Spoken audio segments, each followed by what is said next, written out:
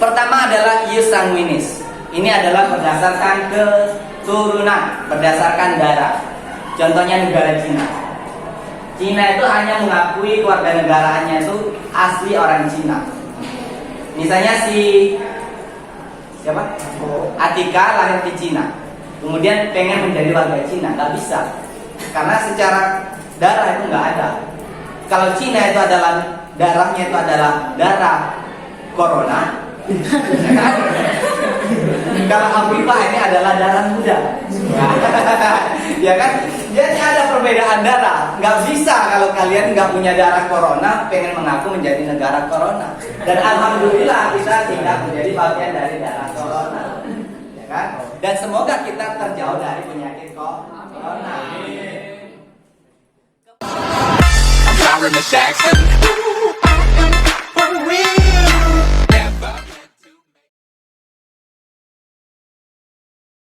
Bedanya berdiri, duduk, berbaring, atau apa? Kayak kita sholat ya.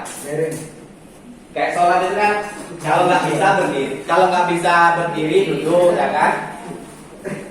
Kalau nggak bisa berdiri duduk. Kalau nggak bisa duduk,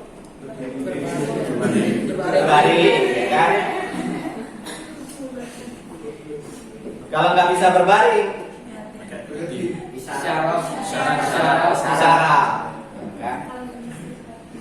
isyarat.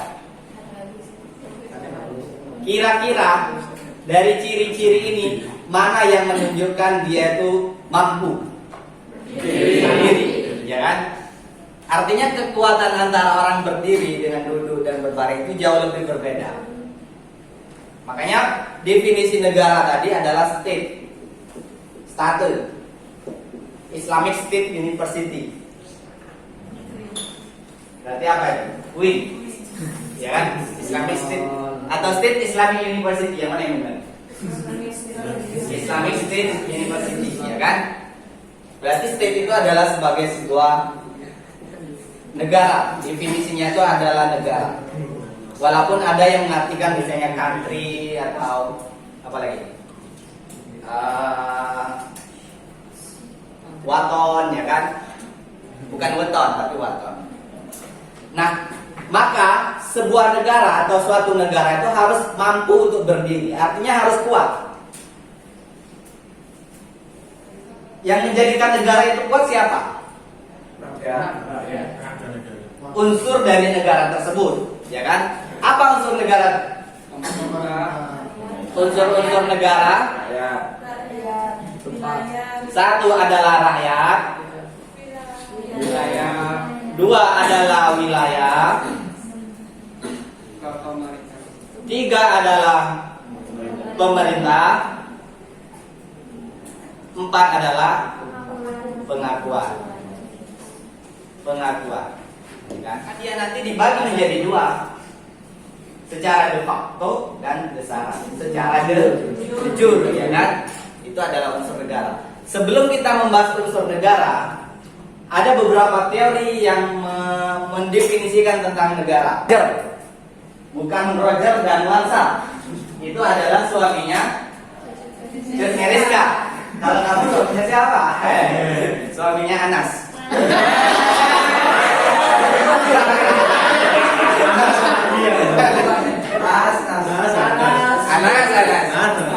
Negara adalah agensi atau authority.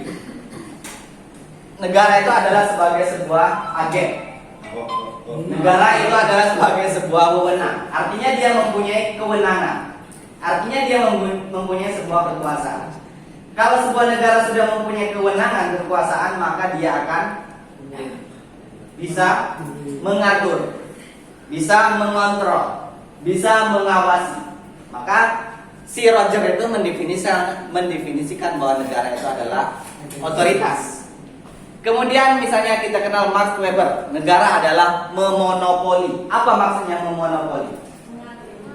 Main monopoli pernah? Ya. Apa itu? Permainan apa? Uang, ya kan? Terus beli, ya kan? Beli tanah, beli jual, ya kan? penjara. Terus ya ada kesempatan, ada peluang, ya ada ancaman, ya kan? Ya kayak gitu. Sama dengan SWOT, analisis SWOT, tahu SWOT? Strengths, kekuatan, weakness, terus opportunity, nah threat itu adalah sebuah ancaman. Ya. Jadi menurut Max Weber bahwa negara itu adalah memonopoli, yang namanya memonopoli dia menguasai. Dia punya otoritas yang penuh. Dia bisa mengontrol, dia bisa menguasai, dia berkuasa. Itu yang namanya monopoli. Sehingga semuanya itu dikuasai oleh negara. Negara itu menguasai semuanya, menguasai rakyatnya, menguasai wilayahnya, menguasai pertanahannya, ya kan? Kemudian si Harold Zaleski, negara bersifat memaksa. Apa iya negara itu memaksa? Aturannya.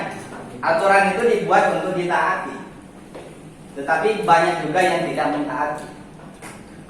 Atas dasar apa orang tidak taat dengan hukum? Atas dasar apa orang tidak taat dengan aturan? Kalian pernah melanggar?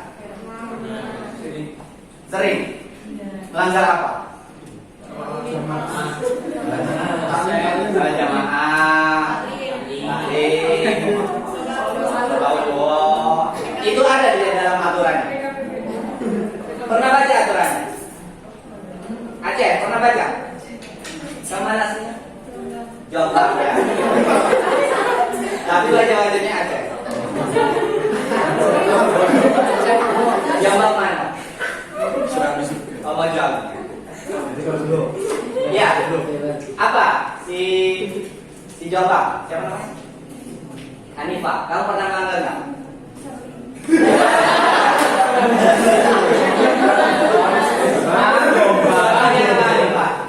Kamu melanggar.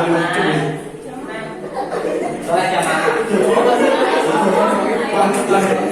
Ya, sholat jamaah. Kalau yang berkaitan dengan hukum, maksudnya hukum kriminalitas. Kalau sholat jamaah kan itu sebetulnya itu adalah antara kita dengan Tuhan, ya kan? Masalah sholat itu sebetulnya nggak boleh kita mencampur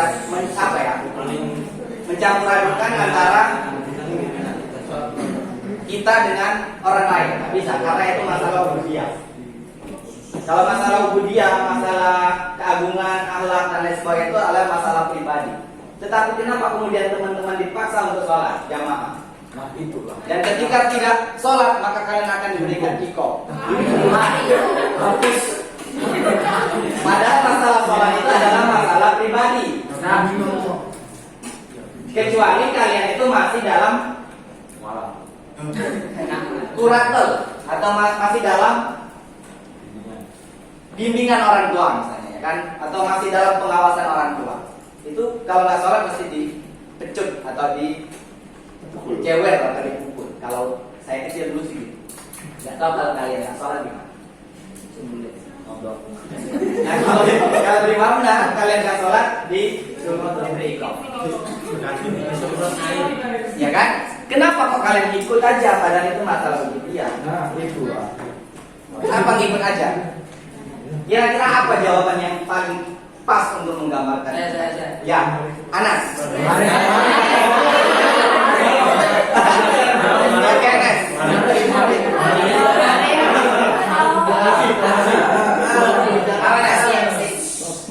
Jadi nikom itu bukan karena kita tidak sholat, tapi karena kita tidak absen. Ya, jadi sholat ya benar. Sholat antara hubungan kita dengan Tuhan. Nah, absen itu hubungan kita dengan guru kita. Bisa guru kita perantara muslim. Disuruh diamanati sebelum sholat. Sebelum sholat disuruh absen. Kenapa aku nggak absen? Berarti kamu nggak taat. Berarti kamu nggak taat atau hukumnya ikom. Terus berarti kalau misalkan kamu sudah absen terus nggak sholat itu urusanmu dengan yang di atas. Jadi kalau ikom ya ikom, apa absen ya absen, sholat ya sholat. Jadi jangan digabung antara absen dengan sholat karena itu beda.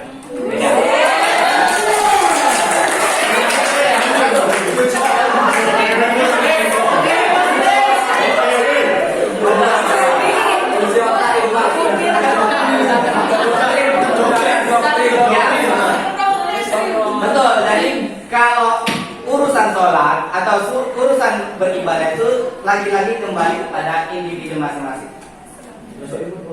Wa ma khalaqul jinna wal insa illa liya'budun. Tetapi kemudian yang menjadikan teman-teman wajib dan ketika tidak sholat itu dikenai iqab karena teman-teman sudah masuk dalam sebuah sistem. Ya kan? Kalau teman-teman sudah masuk dalam sebuah sistem, maka mau nggak mau teman-teman harus ikut di dalam sistem tersebut. Kecuali teman-teman nggak mau ikut, berarti membuat sistem yang baru. Ya kan? Sama seperti halnya kita bernegara, kita harus tunduk dan patuh dengan aturan yang dibuat oleh negara. Karena negara itu adalah sebagai sebuah sistem, sebuah organisasi yang mempunyai aturan. Makanya dia sifatnya memaksa. Dia bisa memaksa siapa saja yang ada di dalamnya. Tetapi kalau kemudian dia terlalu memaksa, bisa jadi negara itu menjadi sebuah negara yang anarkis, ya kan? Negara yang tidak lagi memberikan sebuah kedamaian di dalam kehidupan. Padahal tujuan bernegara itu adalah welfare state, memberikan sebuah kesejahteraan kepada warga negaranya, ya kan? Begitu. Jadi kita sepakat dengan apa yang dikatakan Anas tadi. Anis mana Anis? Anissa mana Anissa? Ya, semoga jodoh kan. William Budiarjo, ini orang Indonesia. Dia mengatakan bahwa negara adalah teritorial. Maksudnya di mana negara adalah teritorial? Si Iglesias, Atika, silakan. Apa? Negara adalah teritorial. Apa maksudnya? Negara itu wilayah. Ya, negara itu terdiri dari beberapa wilayah: daratan, lautan, udara, api.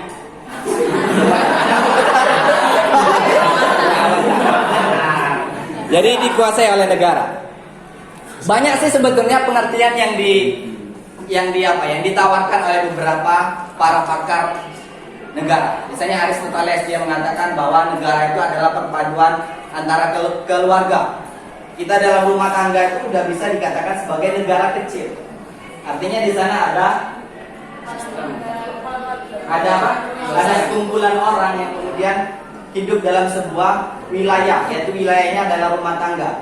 Tujuannya adalah sakinah mawaddah warahmah, ya kan? Kemudian Roger Hegel, negara itu adalah organisasi kesusilaan. Kemudian Krenberg dan lain sebagainya. Ini adalah beberapa pengertian dari apa sih sebetulnya ini maksud dengan negara. Secara umum unsur negara tadi saya katakan ini. Nah, dibagi menjadi dua unsur. Satu unsur konstitutif, dua unsur deklaratif.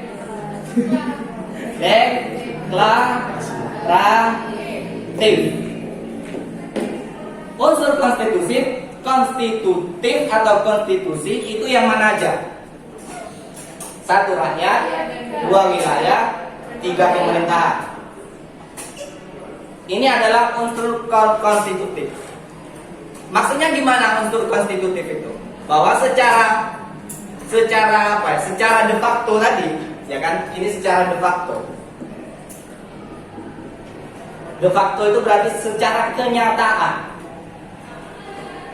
secara keniscayaan bahwa negara itu harus memenuhi rakyat atau penduduk, daerah, dan pemerintah yang berdaulat. Itu adalah secara konstitutif. Kemudian yang terakhir itu adalah pengakuan dari negara lain. Itu adalah secara deklaratif. Artinya negara tersebut mendeklarasikan dirinya bahwa dia sudah ada, bahwa negara itu sudah merdeka. Indonesia, siapa yang melakukan pengakuan terhadap Indonesia pertama kali? Negara mana? Madura, Mesir, Palestina, India, Amerika, atau Saudi Arabia? Palestina. Makanya kita punya banyak banyak hutang kepada negara Palestina. Bukan hanya hutang ya, banyak jasa kepada negara Palestina karena dia adalah negara pertama yang mengakui Indonesia adalah sebagai sebuah negara merdeka. Ya kan? Tanpa pengakuan apa bisa? Ya nggak bisa. Kita aja hidup kalau nggak diakui, nggak mungkin kita akan hidup. Oke, ada 2 kriteria tentang kewarganegaraan yang ada di dunia. Pertama adalah ius sanguinis. Ini adalah berdasarkan keturunan, berdasarkan darah. Contohnya negara Cina. Cina itu hanya mengakui kewarganegaraannya itu asli orang Cina. Misalnya siapa? Atika lahir di Cina, kemudian pengen menjadi warga Cina, nggak bisa, karena secara darah itu nggak ada. Kalau Cina itu adalah darahnya itu adalah darah corona. Kalau Afifah ini adalah darah muda. Ya kan? Jadi ada perbedaan darah. Nggak bisa kalau kalian nggak punya darah corona pengen mengaku menjadi negara corona. Dan alhamdulillah kita tidak menjadi bagian dari darah corona. Ya kan? Dan semoga kita terjauh dari penyakit corona. Kemudian ius soli. Ius soli itu adalah berdasarkan tempat di mana dia lahir. Ya kan? Contohnya negara mana? Indonesia itu bisa. Ya kan? Misalnya jangan orang luar negeri siapa ya? Lee Min Ho. Ya kan? Lee Min Ho. Lee Min Ho itu dia lahir di dia lahir di Indonesia, tapi bapak ibunya itu adalah orang Korea. Apakah Lee Min Ho bisa menjadi orang Indonesia? Bisa, karena dia lahir di Indonesia. Nanti Lee Min Ho bisa memilih apakah dia mau menjadi warga Korea atau bisa menjadi warga Indonesia. Enaknya di mana di tempat Lee Min Ho itu? Di Gresik. Gresik.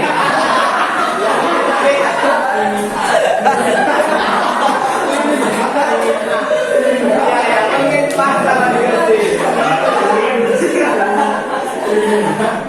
Kalau di Gresik panas ya kan, kalau di Korea itu dingin ya kan, dia butuh yang hangat-hangat lah. Kemudian tujuan bernegara. Tujuan bernegara sebagaimana yang ada di Undang-Undang Dasar 1145 pertama adalah melindungi segenap bangsa Indonesia dan seluruh tumpah darah Indonesia, memajukan kesejahteraan umum dan mencerdaskan kehidupan bangsa. Ini adalah tujuan internal. Tujuan yang harus ada untuk warga Indonesia. Kemudian eksternalnya adalah ikut melaksanakan perdamaian dunia berdasarkan kemerdekaan, perdamaian abadi dan keadilan sosial. Itu adalah secara eksternalnya. Artinya tidak hanya orang Indonesia yang punya tanggung jawab atau tugas untuk mendamaikan negara dunia, tetapi seluruh masyarakat dunia itu punya tugas ini, melaksanakan perdamaian dunia. Kalau ada negara yang membuat kekacauan, kemudian negara yang suka memberikan ancaman, itu dia sejatinya tidak lagi memahami tujuan daripada bernegara sendiri, ya kan? Ini misalnya Israel itu sering ngebom negara-negara yang timur, ya kan? Negara timur, Libya, Palestina, terus negara-negara Islam itu sekarang itu menjadi apa ya? Menjadi sasaran bagi mereka untuk ini. Maka kita sebagai sesama Muslim itu harus selalu memberikan apa ya? Solusi ya. Salah satu tugas mahasiswa sebagai agen perdamaian, ya kan? Itu kira-kira apa yang harus dilakukan untuk menciptakan kedamaian dunia? Apa ya? Kalau belajar itu mungkin lebih kepada tujuan internal. Tetapi kalau yang eksternal itu misalnya mendamaikan dunia, kira-kira apa bentuk konkret yang harus kita lakukan untuk mendamaikan dunia? Tidak menyebarkan hoax, ya intinya itu. Tidak menyebarkan hoax. Kalau sekarang itu tidak cukup, tidak apa, hitungan detik, hitungan menit itu berita itu sangat cepat, ya kan? Jadi tergantung kalau kita bisa memfilternya dengan baik, insya Allah tidak akan mudah untuk menyebar berita. Kadang-kadang kan kita beritanya judulnya bagus, isinya kita baca, moro-moro kita share ke teman-teman. Padahal isinya nggak tahu. Pas ditanya sama teman, waduh nggak pacar ya, cuma judulnya doang. Nah, itu nggak boleh.